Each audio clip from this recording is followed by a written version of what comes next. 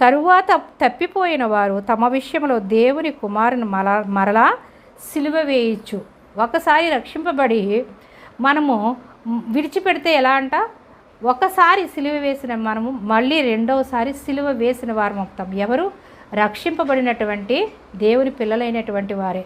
ఒకసారి రక్షింపబడి దేవుని రుచిని చూసి పరిశుద్ధాత్మ శక్తిని పొందుకుని, నాకు మంచి జరగలేదు, నేను దేవుళ్ళలోకి వచ్చాను కానీ నాకు కష్టాలు ఎక్కువైపోయాయి, శ్రమలు ఎక్కువైపోయాయి, శోధనలు ఎక్కువైపోయాయి, నేను ఆశీర్వదించబడలేదు అని దేవుని విడిచిపెడితే ఏమవుతుందంట, దేవుడి నామాన్ని అవమానపరచడమే కాకుండా మళ్ళీ మనం సిలువ వేసినటువంటి వారము అవుతాము.